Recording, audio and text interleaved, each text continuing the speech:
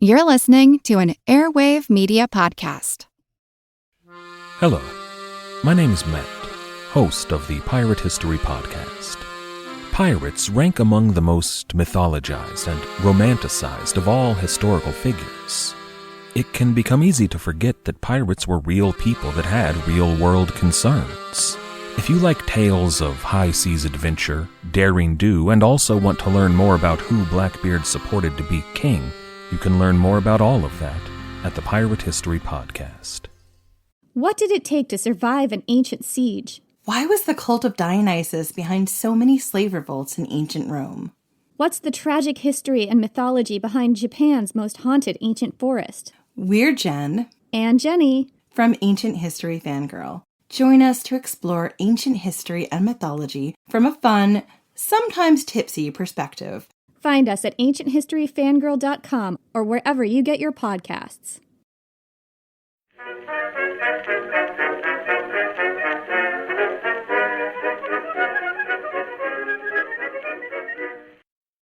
Hello everyone and welcome to History of the Second World War, episode 247, Taranto, Part 1, Planning and Preparations.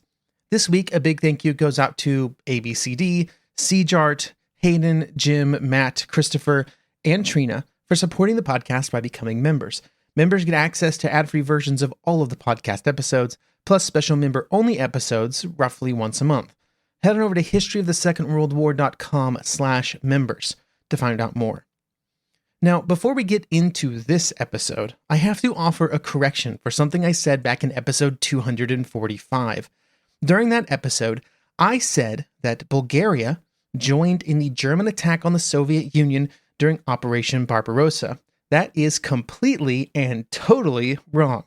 In fact, Bulgaria would absolutely not join in the German invasion, and that was an important part of Bulgaria's entry into the war, that it would not join in those other campaigns that the Germans were sort of participating in. It was in fact the Romanians I was thinking of when I said that, who I was talking about in the previous paragraph of that episode, but that's no excuse for getting it wrong.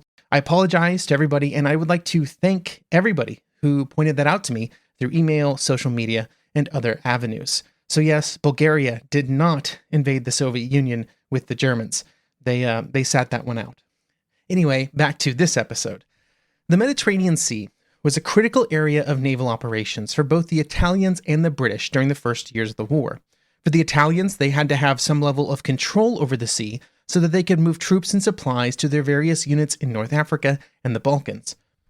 For the British, being able to safely move around the Mediterranean was critical so that they could support their operations in the Eastern Mediterranean, that they could protect the coasts all around the Mediterranean from possible Italian action, and to support their continued defense of Malta in the central Mediterranean. From the very beginning of the war, the Mediterranean fleet of the Royal Navy, which was based in Alexandria, Egypt, had played an active role in attempting to curtail Italian operations within the Mediterranean and around North Africa. The commander of the Mediterranean fleet, Admiral Cunningham, had executed multiple fleet operations with the goal of engaging the Italian fleet in battle and then destroying it. In these efforts, Cunningham would experience the same issues that would have to be overcome by every naval commander throughout history: how to find a way to get an enemy to engage while maintaining a fleet of superior strength. Cunningham found this to be quite difficult in the Mediterranean because the Italians were generally pretty good at finding his ships with aircraft and then simply disengaging with their own fleet if they felt that they would be at a disadvantage. But while aircraft posed challenges for trying to ambush the Italian fleet while it was at sea, they also presented some interesting opportunities for how the Royal Navy could use air power to its advantage. In mid-November 1940, the possibilities of that air power would be put on display when groups of Swordfish bombers took off from the Royal Navy carrier Illustrious and attacked the Italian fleet at anchor in Taranto. They would use a mixture of bombs and torpedoes to attack Italian battleships, cruisers, and shore facilities in the area, and they would be, for the most part, quite successful. For the months that followed the raid, the balance of power in the Mediterranean would shift towards the British, which was fortunate for the Royal Navy because it would be asked to utilize most of its strength to assist in operations and evacuations from Greece and Crete in early 1941. But thinking back to before the First World War, the Italian Navy was seen as one of the premier navies of the world. Due to the restrictions placed on it by the treaty system that began with the Washington Naval Treaty and the economic realities of Italy, it would never be as large or as powerful as the Royal Navy, but it also had a far more limited geographical scope that it needed to worry about. The Italian Navy only needed to concern itself with the Mediterranean, while the British would have to spread their forces out all over the world. And for most of the interwar period, the British and the Italians cooperated quite close together and were far from enemies, at least until the late 1930s, when Italian interests began to converge with that of Germany. When Italy entered the war in 1940, it had a modern and very capable fleet made up of both modernized and modern battleships, including the new Littorio class, which was just entering into service in 1940. They were joined by a fleet of cruisers, which was considered to be on par with anything the Royal Navy possessed, and then many smaller destroyers and other vessels. Because of the emphasis placed on naval construction during the 1930s, when they entered the war, Italian naval strength was greater than the Royal Navy complement in the Mediterranean, although the balance did shift as the British brought more ships into play. The problem for the British is that the Italian fleet would always be a threat, and the Italian leaders knew it, which is why they were far more concerned with keeping the fleet together than risking it in some kind of major fleet action.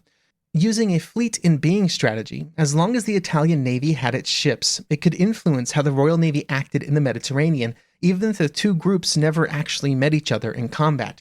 But there were things that the Italian fleet had to do. It could not just sit in port the entire war, and during 1940, one of its major tasks was to escort convoys, getting Italian men and supplies to North Africa and to the Balkans. Each of these escort tasks put ships at risk, but everything in war is a risk, and it just had to be done. On the British side, the Royal Navy would be aggressive in the Mediterranean in the early part of the war, trying to use their strength to chip away at the Italian forces. The Royal Navy was never able to concentrate its forces in the Mediterranean, though. A large portion of the Navy would always be retained in waters closer to home, primarily to counteract possible German surface raiders. This meant that Cunningham was often dealing with a set of older ships, particularly in the battleship area, where the best he received were a few of the modernized Queen Elizabeth-class battleships.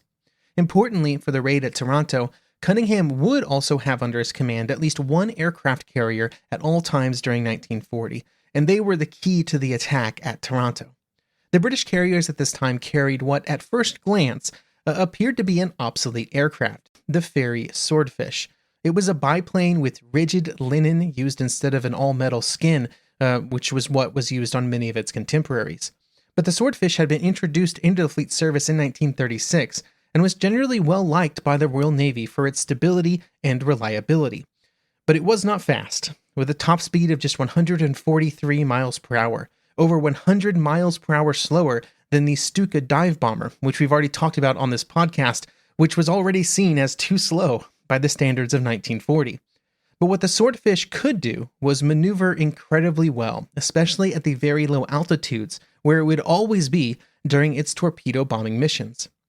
The Swordfish was, in general, the perfect example of reliable function over flashy form, and if it could get into position, and if it could achieve some level of surprise, it could be very effective.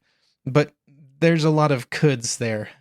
It is interesting to note, though, that Swordfish torpedo bombers would feature in two of the most important early war successes for the Royal Navy, including this attack at Taranto and then the hunt for the Bismarck, where it would play an important role. If you are wondering what a Swordfish looks like, I recommend looking up almost any book on the Taranto raid, because I think it is some sort of international law that any book about Taranto must feature a Swordfish on the cover, generally flying towards the camera, but not always, sometimes away, but the Swordfish has to be there. I think it is some sort of UN regulation. Just as important as the aircraft were the torpedoes that they would use, and the ones that used at this time were the Mark 12 torpedo, which carried 388 pounds of explosives, and if it was able to explode on or under a ship, it would cause serious damage. Like many torpedoes at this time, it did not need to actually hit the enemy ship to explode, but would also explode as it went under the ship due to a magnetic field generated by, the giant hunk of steel that was a warship in 1940. This magnetic field disrupted a detonator, which caused an explosion, And in some ways, this type of detonation was actually preferred to the more basic contact explosion where it just, hits the ship, because the location of the explosion and the way that water amplified that explosion could cause far more damage than a contact explosion if the torpedo detonated directly underneath the ship. Importantly for the Taranto operation, the torpedo had to be dropped from under 200 feet. This meant that the Swordfish would have to be very close to the water during their attack runs. But this limitation was well understood, and it had been trained for. The Swordfish pilots knew what they were doing. They knew what was being asked of them.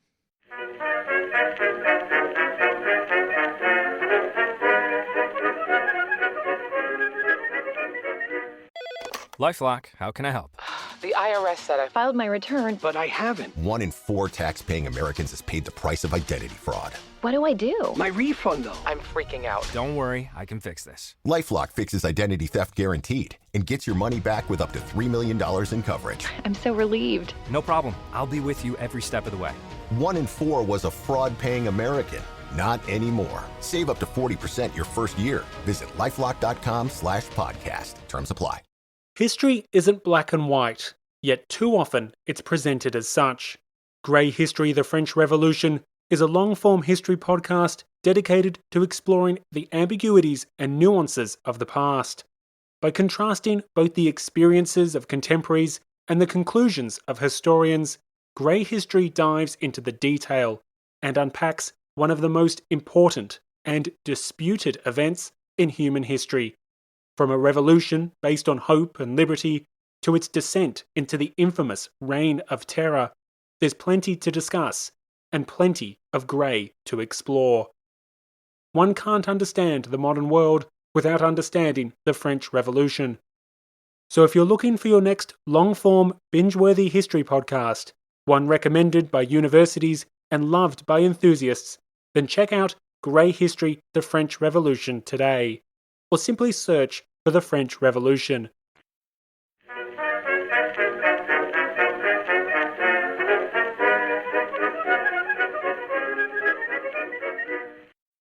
The city of Taranto is located on the western side of the heel of the Italian boot, which meant it was perfectly positioned as a port that would allow the Italian fleet to control the central Mediterranean. The port facilities contained 2 anchorages, Mar Grande and Mar Piccolo. Piccolo was only suitable for smaller naval vessels, destroyers up to about heavy cruisers, simply due to the depth and access to the anchorage. But Mar Grande was able to hold much larger ships, and this is where the Italian battleships would be moored at the time of the attack. There had been work done over the years to build up breakwaters around Mar Grande to improve its ability to hold these types of ships. There were also multiple moles or piers that could be used by even the largest Italian vessels. It was seen as the home base for the Italian battle fleet, which also meant that there had been a lot of thought put into its defenses in the years before the war.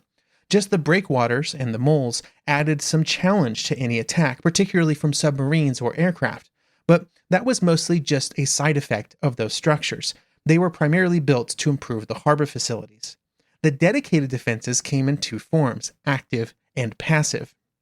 The core of the active defenses were the anti-aircraft guns, of which many had been put in place in the years before 1940.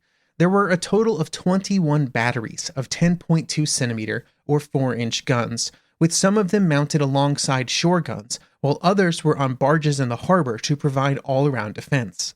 There were also a large number of smaller weapons, 2 centimeters, and then even just machine guns, which had been mounted at various points and around the ships.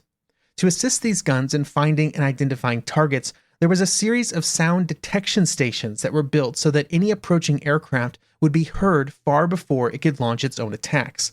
These sound detection systems had a range of about 25 miles under optimal conditions, which was more than enough time to allow the gun crews to be put on alert and to prepare to meet any enemy attack. Once the aircraft were over the harbor, they would have to try and dodge 22 searchlights, which were put in place with the goal of spotting an enemy aircraft and then keeping it illuminated to allow every gun in the vicinity to fire on the intruder. While the guns and the searchlights were active defenses, more importantly for defense against airborne torpedo attacks was the large amount of anti-torpedo netting that was designed to be placed around the harbor. there were around 4,550 yards, which is just over 4,100 meters, of anti-torpedo netting available at the time of the attack. There was also around 3,000 yards, or just under 3,000 meters, of additional netting available that had simply not been deployed in late 1940. This lack of effort in the deployment of this netting was important because to be fully secure, the harbor needed almost 14,000 yards of netting, almost 3 times more than was actually in the water at the time of the attack. But the Italians were not overly concerned about airdropped torpedoes because they believed that they could not be used in the relatively shallow water of Taranto, with about a depth of about 40 feet or so in many places. In some ways, it would not have mattered if there was more netting because it was also poorly designed to meet the British attack. The Italians were almost exclusively concerned with torpedoes with contact triggers, which meant that they had to actually hit the ships to detonate their warhead. Because of this, the nets were actually quite shallow. They did not go to the bottom of the water, and instead were just deep enough to ensure that a torpedo would be forced underneath the ships, where, a contact trigger didn't help much because it wasn't going to hit a ship. The Royal Navy wanted to go under the ships to utilize the magnetic triggers, though, even if they were not always successful in doing so. But as it happened with the attack that followed, just having more anti-torpedo netting probably would have been incredibly useful just based on where the Italian ships were hit during the attack. The final type of passive defense system was a series of barrage balloons. Now, I think barrage balloons get a bad rap when it comes to their utility, but in the case of protecting against a nighttime attack by torpedo bombers, they were quite useful. Any attacker would have to fly quite low, below the elevation of the balloons to launch their attacks, and at night, there was no way for the pilots to see the cables that connected the balloons to the ground. Touching a cable could instantly take the wing off of an aircraft, sending it quickly to the ground. But much like with the netting, while they were a good idea, there were simply not enough of them to provide the level of defense required. The primary problem was that there was not enough hydrogen available to keep them aloft at all times, and many of them would not be in the air at the time of the attack. Overall, the Italian defenses were nothing to scoff at, and the strength of particularly the anti-aircraft armament had to be taken into account by the British plan. The beginnings of the Taranto plan simply started with the goal of utilizing an attack on Taranto as a way to damage the Italian Navy's ability to protect the troop convoys that were shuttling reinforcements to North Africa, with the bonus that any damage done would also reduce the ability of the Italians to attack the Malta convoys that were so critical to this continued existence of the British defenses on Malta. Right from the beginning, a standard bombardment of the positions at Taranto was discarded, as the Italian naval forces were simply too strong in the area, and Cunningham simply did not have enough capital ships to stage that kind of attack. But an air attack did seem possible. In the mid-1930s, the Royal Navy commanders at that time had put together an attack plan for Taranto, at a time when Italy and Britain appeared to be headed towards war during the Abyssinian crisis. This plan was referenced, but of course heavily updated for the new requirements. While many of the specific details would change, there were many things that would remain the same. First and foremost, the attack would happen at night to increase the likelihood that the attack would achieve surprise, while also providing the British aircraft with at least some protection due to the darkness. Airborne interception of aircraft at night was very challenging, almost impossible, with the technology available to the Italians in 1940, and so using the darkness to cover the Swordfish would remove the very real possibility of being intercepted and shot down by Italian aircraft. However, it was important that the operation not happen on a night without some moonlight, otherwise the Swordfish aircrew would not be able to actually see anything to launch their torpedoes.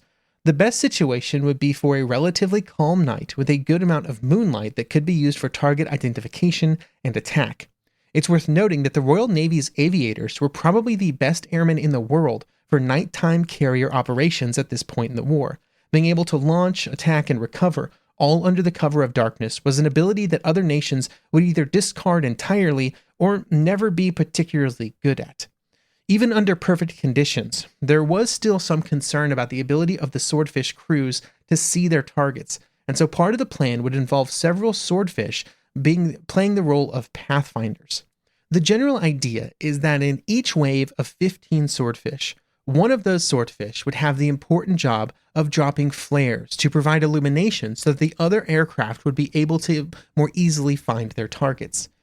Speaking of waves of aircraft, the original plan called for 30 Swordfish, which were 2 waves of 15 aircraft that would arrive at slightly different times.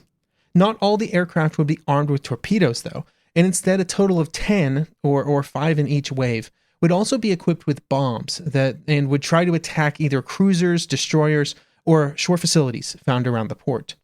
Splitting focus like this would later be seen as a mistake, but at the time the idea was that the bombing aircraft would cause at least some confusion among the defenders due to their different attack profiles.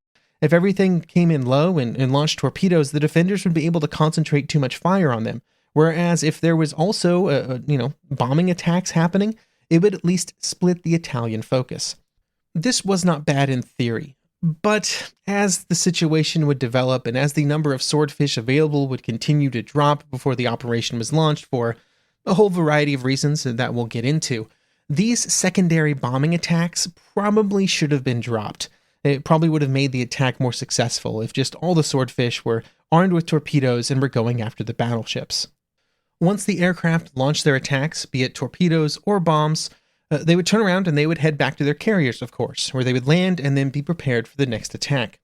One interesting feature of these plans at this stage was the next attack, and that it existed at all. Because any action that would actually occur in 1940, Taranto would only be attacked for 1 night of attacks, just 2 waves of Swordfish.